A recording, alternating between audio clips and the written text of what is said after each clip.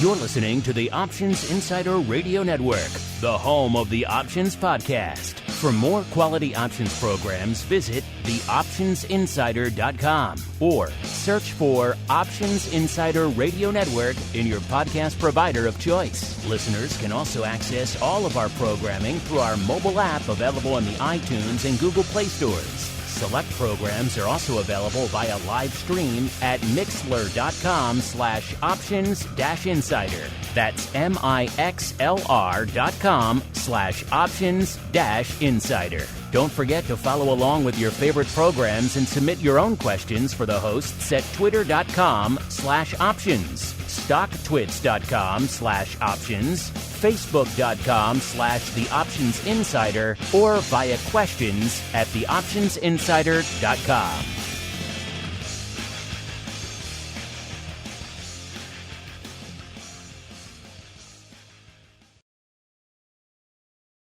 Welcome to the Options Playbook, the program where we break down cutting-edge option strategies and explain how you can incorporate them into your own portfolio. Whether you're looking to grow your capital with some offensive maneuvers or protect your investments with defensive plays, you can find them all in the Options Playbook. The Options Playbook is brought to you by Ally Invest. Anything mentioned today is for educational purposes and is not a recommendation or advice. Options involve risk. Please refer to ally.com/invest/disclosures to review additional risks involved with trading options. Securities offered through Ally Invest Securities LLC, member FINRA and SIPC. Now, let's open the playbook and get started. All right, everybody. That music can mean only one thing. It is Wednesday, Education Wednesday, as it's known around these parts. And it's time for Options Playbook Radio. If you're saying to yourself, wait a minute, that dude's not supposed to be on this show. You are correct. My name is Mark Longo from theoptionsinsider.com, as well as, of course, from the ever-exciting The Options Insider Radio Network. Glad to see so many of you are joining us there on our latest iteration, our latest addition to the network, Options Insider Plus, Options Insider Pro. A lot of you having a ball. A lot of you joining us right now, actually, for this live stream. So if you'd like to get your stuff live in your ear holes immediately, don't wait for the podcast to come, then, of course, Plus is the way to go. If you'd like to go above and beyond, you want to get all the live stuff, and then you want some additional exclusive content, like great pro Q&As. We had a great one this week with Mr. Schlesinger, the short vol legend himself. You want to get, of course, Options Oddities on Friday, and even, of course, that exclusive pro podcast feed. Of course, go pro. You can find out more, theoptionsinsider.com/plus/pro, whatever floats your boat. If you like it after the fact, on demand, you don't mind waiting, you like it on the old podcast form, that's all still there, ready and available for everybody as well. So no matter how you like to consume this content, there's something out there for you. And now it is time, listeners, to introduce the actual host of this show. Yes, the options guy himself, Mr. Brian Overby, a.k.a. the senior options analyst over there at Ally Invest. Mr. Overby, welcome back to your own program, sir. All right, Mark. Yeah, thanks for hosting. It's been a while since we've done a huddle up to answer some listener questions, so I'm very excited to be back again with you helping me out with some of these questions. So let's huddle up. It's time to huddle up and answer questions about your favorite options plays. Submit your questions via twitter.com/options, facebook.com/theoptionsinsider, or questions at theoptionsinsider.com. All right, everybody, here we go. It is huddle time. So a little fun bonus Q&A. If you weren't worn out from our big Q&A earlier this week, you get an extra one with Brian. Brian, this is kind of, let's say this is your trial by fire. If it goes well, maybe we'll look into moving you into one of our full pro Q&A 1 hour slots one of these days. What do you think, sir? Think you can handle all that pressure? Oh, man, I'm nervous, but I'll try. I'll do my best. All right. This is just a trial run. We'll ease you in. Actually, an easy way to start, is a topic we were just discussing earlier today on Education Wednesday. Dan and I over there at Options Bootcamp. Seems like people, Brian, these days, not surprisingly, given what's going on out there in the options market, have things like margin on the brain. In particular, a question from Trades with a Z says, can you guys run down how margin requirements are calculated for options traders? I seem to be bumping into that more these days. Thanks a bunch. You guys are the best. We ran down some examples on Options Bootcamp, but Brian, you are an actual brokerage representative, so you deal with this stuff day in and day out over there at Ally. Any insight, any knowledge, any wisdom you want to share here with trades and anyone else who's bumping into some margin issues these days, sir? Oh, definitely. And I always want to give a disclaimer that, brokerage firms can choose to increase margin on specific underlying stocks. They can choose the way that they're going to treat naked options in their firm. Some of them will maybe have a minimum equity requirement. For example, if you wanted to do a naked call option on a specific stock. So there's no set standard as far as option trading requirements are concerned. But we do have a little website called optionsplaybook.com. And part of our goal when I was writing the book, Options Playbook, is inside the strategies to talk a little bit about margins. So if you have a specific strategy that you're looking at, short call or something a little bit more fancy, maybe like a skip strike butterfly, we'll actually tell you the margin requirement inside the Options Playbook. Now, with that said, most of the time, if you're doing a fancy strategy in general, the margin requirement is going to be the maximum risk. So if I'm paying for an option strategy, in most cases, not all cases, whatever I pay for that strategy is going to be normally my max risk. So there's no additional margin requirement above and beyond. Now, that's in most cases. But if you're doing some more advanced strategies, whatever the risk is above and beyond the debit or maybe credit that I even received is going to be the margin requirement that the brokerage firm is going to want to hold out. So you can run to optionsplaybook.com and you can get the math that's behind that particular strategy. Or one simple thing to do is to use a profit and loss calculator. That always gives you a good idea. If you set up the trade right in a profit and loss calculator, Ally Invest has theirs. A lot of different brokerage firms have a version of it. And whatever you see that maximum loss potential at expiration is, a lot of times that's going to be your margin requirement. That's one of the simplest ways to do it. And it's always good to just toss it into a profit and loss calculator anyways, because you might be surprised what the actual risk is if you start going down that rabbit hole and adding legs to your specific option strategy. So in general, you're going to have to check with your brokerage firm, see if they have any minimum margin, minimum equity requirements. If you're going to do those advanced, very risky trades like a short naked call or a short naked put overall. But then it's fairly straightforward. If you'd like the math behind the actual margin requirements, just go to optionsplaybook.com, click on the strategy, and scroll down to margin requirement. I like that you take it into account. You could tell you have a history on the brokerage side, Brian, because you put the margin analysis right in there with the trade. It's not the sexiest of things. People don't usually lead with that. But these days, we're getting a lot more questions about this stuff. So I'm glad to see you include it with there. So listeners, check it out, optionsplaybook.com if you haven't already. If you're looking at a specific strategy, chances are maybe Brian's done some of the legwork for you on the margin side. All right, let's keep on rolling, Brian. See how many people we could fit into this movable huddle party here today. Next up, we got Chad. Looks like Chad's actually from down near your area. Chad from Columbia, South Carolina. Maybe he's a neighbor of yours there, Brian. He says, hi, Brian. I have a debit spread on Palantir expiring this coming January. Looks like he's got the 2025. I'm assuming it's a call vertical. He doesn't really say here. Let's pull up Palantir really quick. See where we're hanging out right now out there in Palantir. It's like about 26 and change. 26.36 is where it closed today. So a little bit of an interesting range. Palantir, listeners, one of our top 10 most actives almost every time we do the option block. So a pretty active name. He says, I'm up 42% on it right now. My total cost was $2. So yeah, he's looking pretty good. I'm planning to hold it until around November. I was wondering if I could sell something similar to a covered call on this since I have so much time to expiration. Would you be able to explain how I would go about doing this on your podcast? Thank you, Chad, your neighbor there from South Carolina.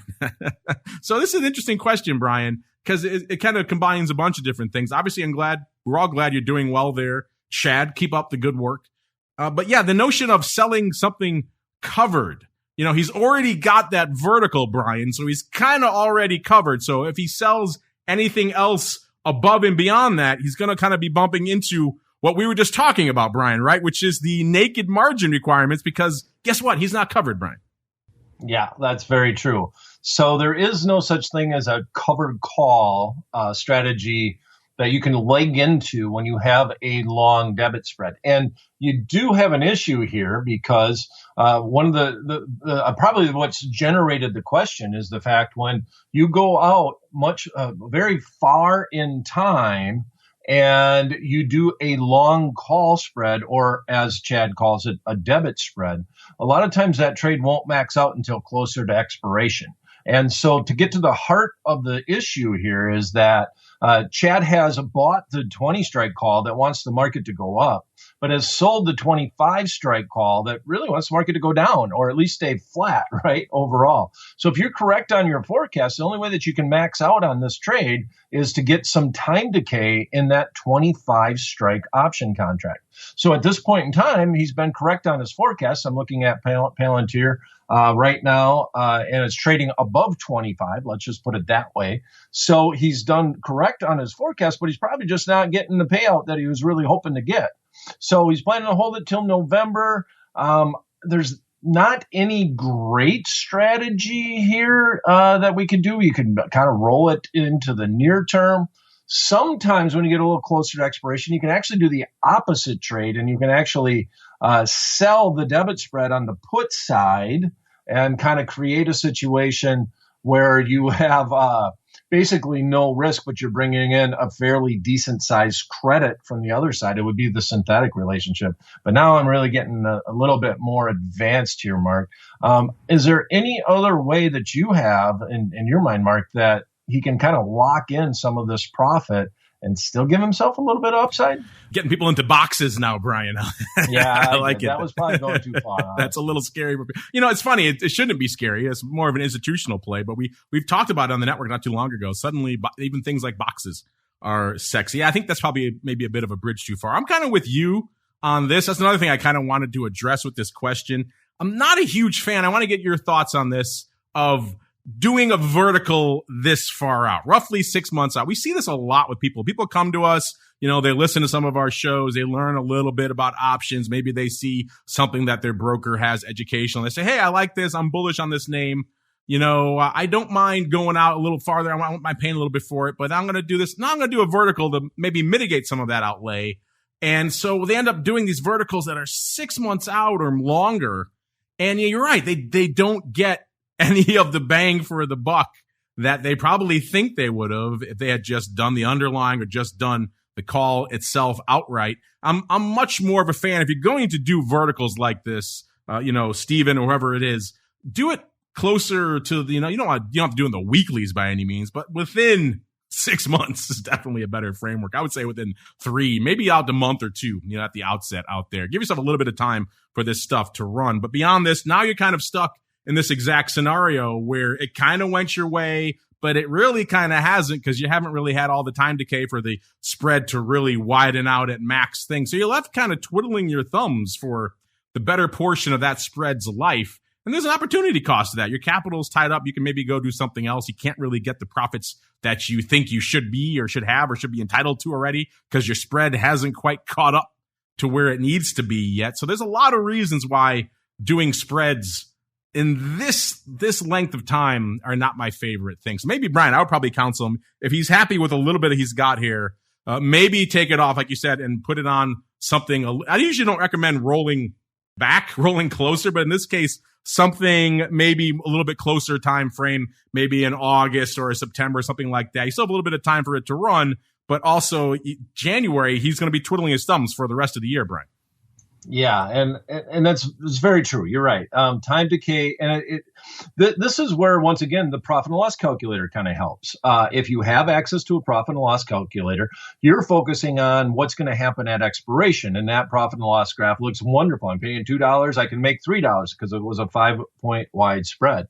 But if you look at it as of today, you'll see a very flat line in the profit and loss graph, meaning that the good news is here, Chad, that if the market did go down, it's not going to hurt you as much, right? So the market went up, you were correct on your forecast, and now it's not rewarding you as much. But if you were incorrect in this situation, it would have been overall would have been a better scenario, in that you could have closed it out and had a little bit less of a loss overall, because that time value would have helped you. So I agree with Mark, and I know why you're asking that question. Overall, up 42% isn't bad.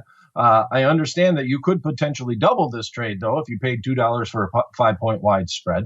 And I would just suggest going forward, if I was going to go out to January, I would just think about buying an in-the-money call. And I just talked about that last week.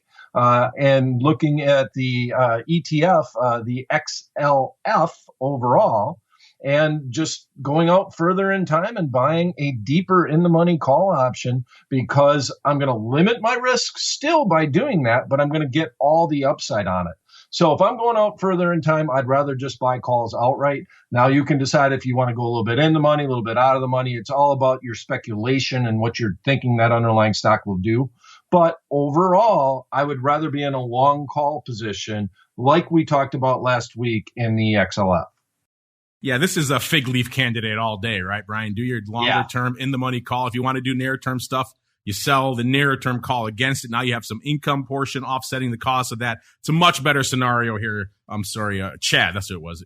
Much better scenario, Chad, than kind of twiddling your thumbs until November and hoping something goes on. So you were on the right tip. I see why it's tempting to put these verticals on. I want more time to do it, but as a result, you're going to be waiting, usually, even if it moves your way. And we have a ton of these emails coming in these days. I did something similar in XYZ name. I went farther out. The name exploded or moved aggressively in my direction. Why didn't I get the performance that I was hoping for? And that's one of the main reasons there. So glad it's working out for you, Chad. Maybe you readjust and maybe you try some of those techniques we mentioned there and said, let us know what you do. We're curious here on the show. We want to see how it works out for you. But anyway, glad that you're doing well. Glad that you're making profits. That's what we want for all of our listeners out there. All right, next up, Steven. This came in a while ago, Brian. I think you touched on it on when you did your guest appearance with us on the option block a few weeks ago. But I wanted to make sure he sent it in here, so we should address it here really quickly. It's just Steven. I like the kind of way he calls your book, too. He says, Hi, how are you? I learned so much from the options handbook. Question, why was the short/selling iron condors play excluded? I read many enthusiastic articles about them, but wasn't able to cross-reference and verify them in the options handbook. Is shorting the iron condor a rookie play, as some articles state, or what? Thanks, Steve. So, Brian, maybe clarify him on the actual name of your book. Maybe that's why you couldn't find it. And then B, I do believe you have something in there about iron condors, do you not? Yes, we do. We do have iron condors inside the options playbook, which is the actual name of it. So the handbook might be a little bit different, getting a little confused if somebody did actually write an options handbook per se. But overall, yeah, the iron condor is a very popular strategy. So definitely would do you definitely can check out the iron condor at optionsplaybook.com, or obviously just buy the book via Amazon or whatever. But we go into great detail in the iron condor, like even trying to pick out strikes and give option guys tips on where we'd like to, where you want the market to land overall. There you go. All right. Next up here, we got our members are discovering you here, Brian. They're discovering that you're available and they're coming at you here. We got Tony P. He says, hi, Mark and Brian. Thanks for the bonus. Yeah, Brian very ably decided to jump into the fire and answer some of your questions this way. So it was kind of a bonus one, last minute decision here, game time decision. So glad you folks are taking advantage of it. He says, thanks for the bonus, Brian and Mark. What do you guys think about a dynamic collar strategy? I haven't really heard much discussion about it. For example, collaring Apple with monthly expiring options and simply adjusting up and down when the price moves through a strike or then every 2 strikes. Over time, theoretically, we can add a lot of shares of Apple on the dips and keep ourselves protected.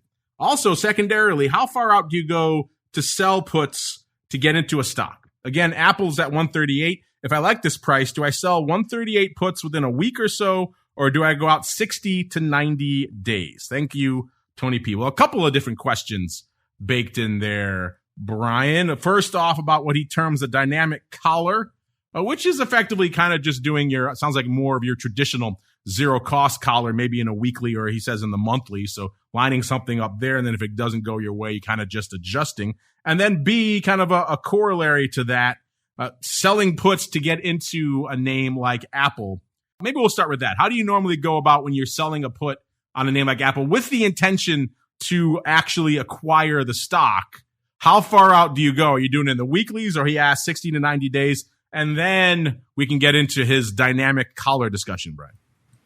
All right. So if I'm selling a put and I'm selling it cash secured, there's really no golden book of answers as to how far out I would want to go in time. And part of the reason why is that I'm cash secured. I kind of feel the same way as the opposite trade where I'm selling a call option. It has to do a little bit with the put premium. If I can go out a couple weeks in time, sell an at the money option contract, get some decent premium. I'm saying, $2 or $3, something that I feel comfortable with, then I would just sell the 2-week option contract. If there's no premium there, I might go out another week and look at it and see exactly how much protection that I would want to receive if I'm going to sell this put option. So the fact that it's a cash secured put and I want to buy the stock gives you a lot of flexibility. So also, you know that if I go out further in time, and so I guess let me say that I would lean towards a little bit nearer term if I could get that premium overall, because you do risk that if I sell this and the market runs down and I go out 60 days, as Tony mentioned, that market could come roaring back and I actually might not get put the stock. So if my forecast is that I'm going to be bullish on Apple going out 60 or 90 days, I probably just want to buy the stock, or just overall. If I'm selling the put and I'm thinking about a 1 week, 2 week, or maybe 3 week time frame, that has everything to do with the valuation that I'm getting for that put for that amount of time. Now, Apple in general, it's got some volatility, some predictability. I kind of like this stock to try to sell puts to buy more when it goes down. But in theory, most of the time, you're targeting a price to the downside, not necessarily selling the at-the-money option contract. And I'll just throw something out there for you, Tony. If you're pretty bullish on it, too, think about selling an in-the-money put option. And I've done that personally myself on a stock that I really wanted to buy. If there's some juice in that option contract, you want to make sure that you're going to get some time premium, but you go a little bit in the money and you kind of make it so that you are more likely to get put that stock and you sell that option contract too. I like that strategy also. But because you're cash secured, and you don't have to deal with the situation like we just talked about with time decay on a long call spread or a debit spread. You're just waiting to get put the stock. So look at the price. You feel comfortable with that price, sell the shortest term that you can receive a decent premium. Yeah, I definitely agree with that. I mean, if he's looking to acquire the stock anyways, no reason to go out 60 to 90 days. Now you're getting to that same problem we were just talking about with Chad earlier, where you're kind of, you don't have time to adjust. You're kind of left twiddling your thumbs. You're not going to get the return you really want. You have to wait for a little bit, and you're also exposed to, if the worst happens, now you're stuck on that strike if the stock does start selling off. So go out in the weeklies, definitely, and get your position. I don't mind Brian's suggestion. If you do really want the stock, then closer to the fire, if not in the money strike, is probably the way to go. You get a little bit more juice, and if it does downturn a little bit, you do get the stock that you want. If you're concerned about an aggressive downturn, you can always turn it into a put spread, but you want the stock, so it's not that big of a concern. Now, Brian, here's another interesting flavor to his question, which is the dynamic collar here, as he puts it, which is effectively putting them on in the monthlies. I think if you want to do it dynamic, you maybe have to do it maybe more near dated, maybe in the weeklies, but putting on a collar in the monthlies, I'm guessing probably something along the lines of a zero cost collar, and then adjusting it when you break through the strikes. What are your thoughts on that, sir?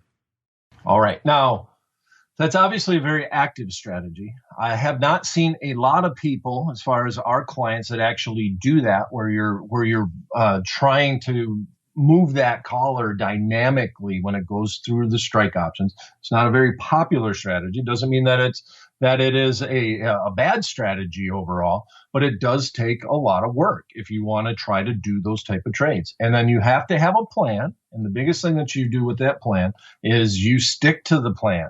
If you're going to try a dynamic collar strategy and it gets to your strike, you got to adjust it. Now, that might sound simple overall, but I'll tell you, when you're got real money in and that happens, it's a real tough decision as to it's really hard to sometimes just pull that trigger, even though you should. It's sometimes just kind of tough to do that.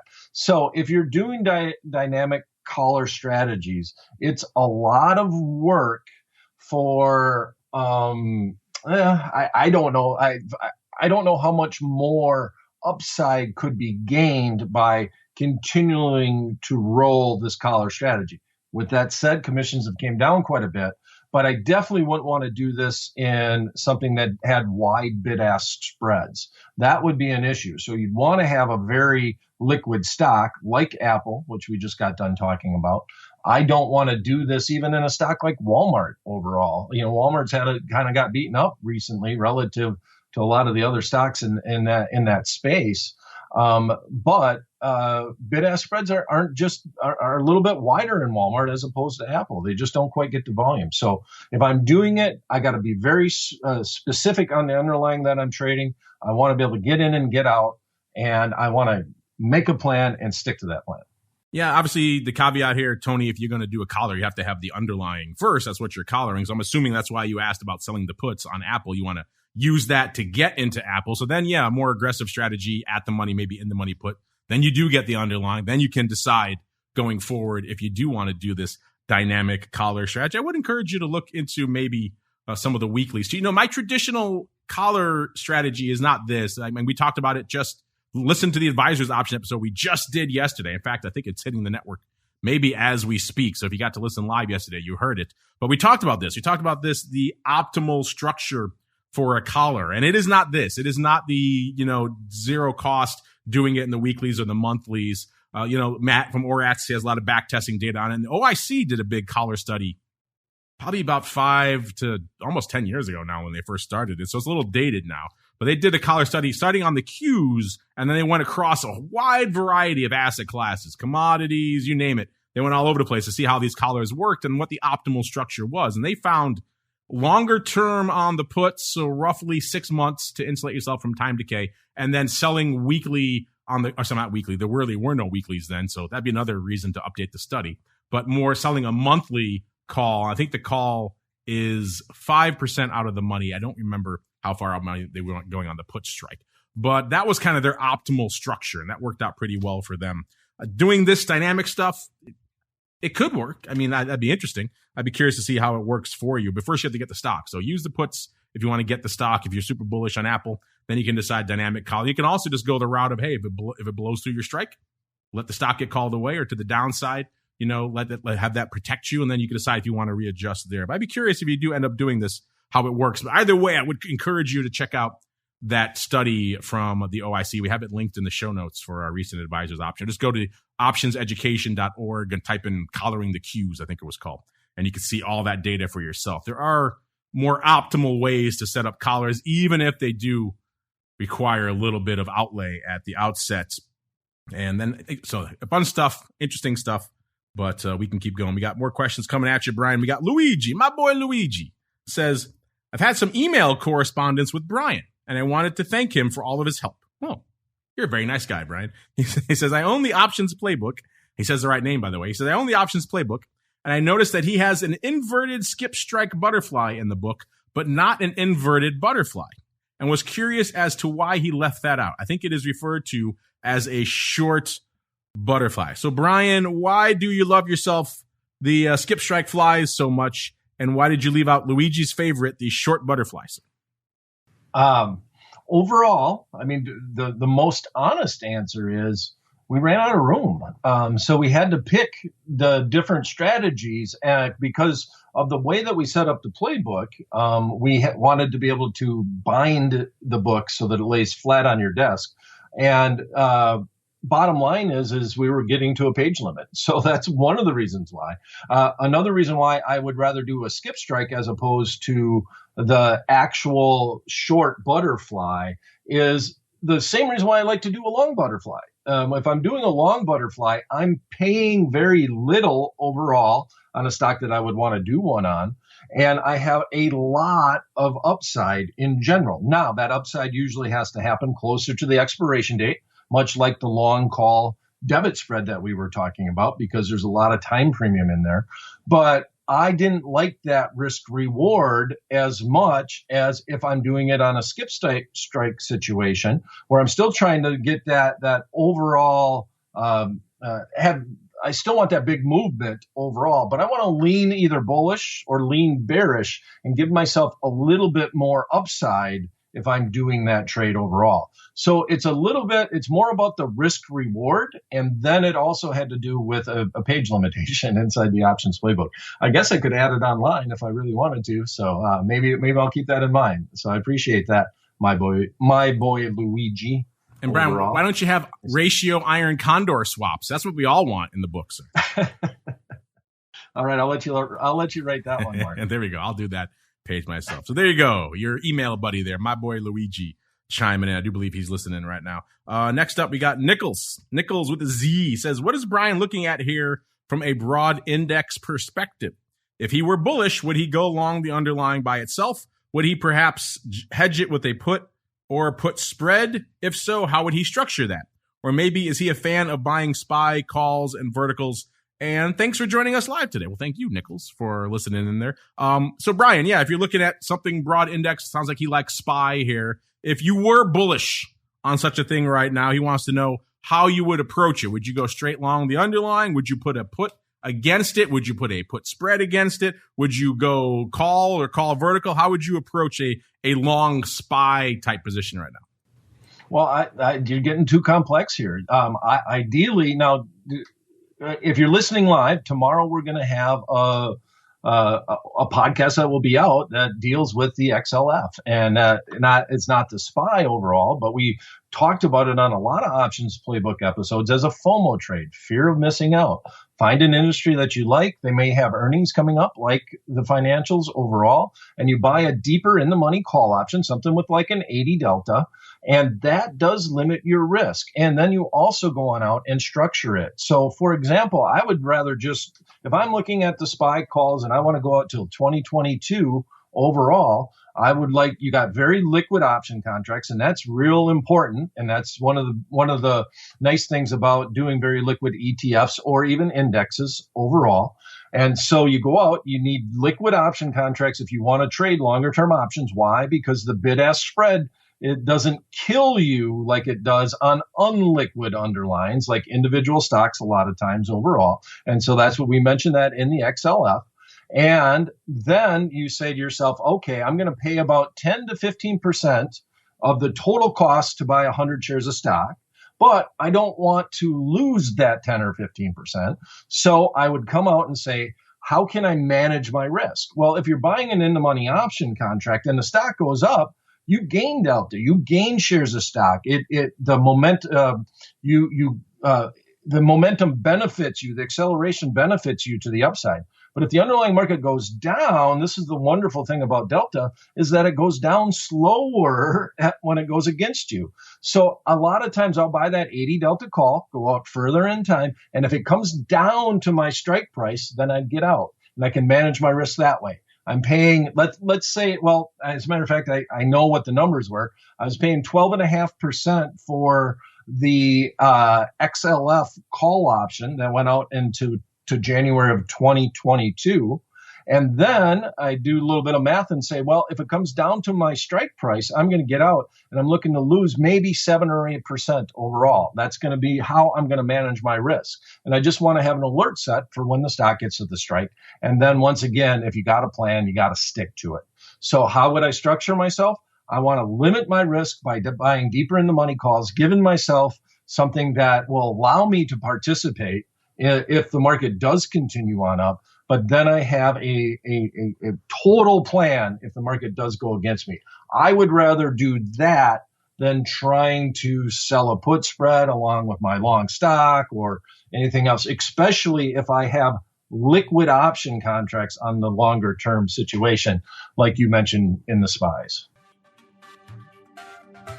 All right, Brian, that music means you've done an able job in the hot seat. You're now released. We won't keep him for too long. It's not an official pro Q&A. We won't get him in the full hour session. Plus, remember, he just did a whole full show before this, so we don't want to tie him up for too long here. But Brian, great stuff here as usual. If folks want to participate in future huddles, maybe they want to ask you questions about options playbook or anything else directly, where should they go? What should they do, sir? Well, the easiest thing for them to do actually is to follow me on Twitter. And my handle is very simple. It's at Brian Overby, at my name. And we actually post all of our educational events. Whenever I'm doing something, I let you know about it in Twitter live. So usually right before or right after the event happens. So you can go in and listen. And then also you can email them to me at any questions that you may have at theoptionsguy@invest.ally.com. Thanks for coming, everyone. And hopefully we'll be able to see you soon and do another huddle in the near term. We need to do more of these, Mark. We do indeed. Thanks to everybody who joined us live. If you join us live, you don't have to wait. You got it in your ear holes right now. If you're listening after the fact, you probably don't have to wait about a week or so to get your hands on this one. We kind of sprung it on Brian last minute, and he ably jumped into the fray. But of course, stay tuned the rest of the week. Tomorrow we got double dose of TWIFO and the option block coming at you, episode 2 Friday, volatility views. And for all of our pro members out there, options oddities following an hour or so after that, all the way into another week. Hard to believe, another month coming up on July tomorrow already. But another week, another month, another Education Wednesday, another episode of Options Playbook Radio. The Options Playbook is brought to you by Ally Invest. Anything mentioned today is for educational purposes and is not a recommendation or advice. Options involve risk. Please refer to ally.com/invest/disclosures to review additional risks involved with trading options. Securities offered through Ally Invest Securities, LLC, member FINRA and SIPC. You're listening to the Options Insider Radio Network, the home of the Options Podcast. For more quality options programs, visit theoptionsinsider.com or search for Options Insider Radio Network in your podcast provider of choice. Listeners can also access all of our programming through our mobile app available in the iTunes and Google Play stores. Select programs are also available via live stream at mixlr.com/options-insider. That's mixlr.com/options-insider. Don't forget to follow along with your favorite programs and submit your own questions for the hosts at twitter.com/options, stocktwits.com/options, facebook.com/theoptionsinsider, or via questions@theoptionsinsider.com.